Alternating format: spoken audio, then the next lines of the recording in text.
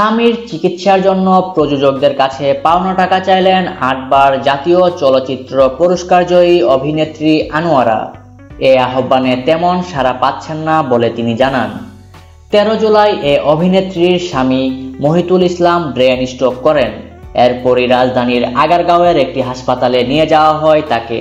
সেখানে ডাক্তার দীন মোহাম্মদের তত্ত্বাবধানে তার চিকিৎসা চলছে। এ বিষয়ে আনোয়ারা জানান, স্বামীর চিকিৎসার জন্য অনেক টাকা ব্যয় হচ্ছে। অনেক প্রযোজকের কাছেই তার পারিশ্রমিকের বকেয়া রয়েছে। সে টাকা পেলে এই বিপদ কাটিয়ে উঠতে পারবেন, কিন্তু কাঙ্ক্ষিত সাড়া পাচ্ছেন না তিনি।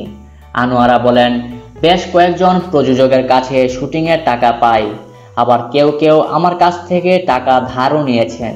সে টাকা বারবার চেয়েও পাচ্ছি না।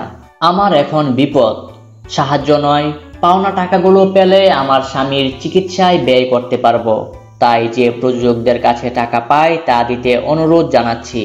৫ দশকেরও বেশি সময় ধরে চলচ্চিত্রে অভিনয় করে যাচ্ছেন রূপালী পর্দার মা আনোয়ারা।